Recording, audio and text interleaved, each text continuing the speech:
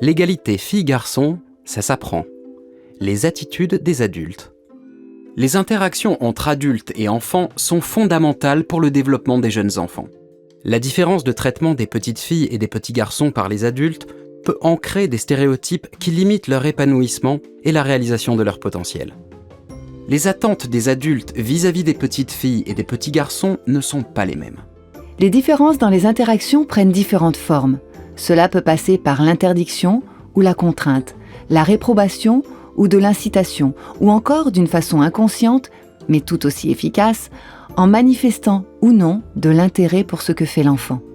Par exemple, si les parents n'accordent pas d'attention à une petite fille lorsqu'elle joue au ballon, ou un petit garçon lorsqu'il joue à la poupée, il est fort probable que les deux enfants ne persévèrent pas dans cette activité.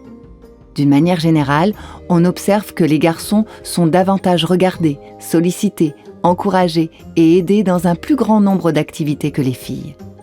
Et tandis qu'ils sont félicités pour leur performance, les filles reçoivent des compliments pour leur conduite tranquille et leur apparence.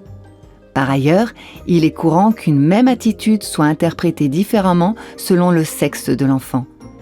À dynamique égale, on considéra qu'une fille doit apprendre à se maîtriser et qu'un garçon a besoin de se défouler. Une fille qui a la larme facile sera perçue comme sensible, un garçon comme un pleurnicheur. Tout cela équivaut à un véritable conditionnement. Parfois, pour plaire aux adultes, les enfants devancent même ce qu'ils ou elles imaginent être leurs attentes. C'est le cas des petites filles qui se précipitent pour apporter de l'aide lorsqu'il faut faire le ménage ou s'occuper d'un bébé, ou des petits garçons qui sautent sur l'occasion dès qu'il s'agit de porter un sac de course ou des bagages.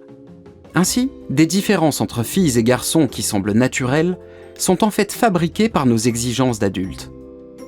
Or, ces différences de traitement participent à limiter le développement de leurs capacités et de leurs talents et à réduire leur champ des possibles. Pour éviter de reproduire des stéréotypes de genre dans ces interactions avec des enfants, on peut se demander: est-ce que je dirais ou ferais ça si c'était un garçon? Ou alternativement, si c'était une fille? Ensuite, on doit veiller à encourager et valoriser de la même manière les attitudes et qualités traditionnellement attribuées aux petites filles. Le soin, l'attention aux autres ou encore l'écoute. Et celles attribuées aux petits garçons. Le dynamisme, le goût du sport, l'initiative.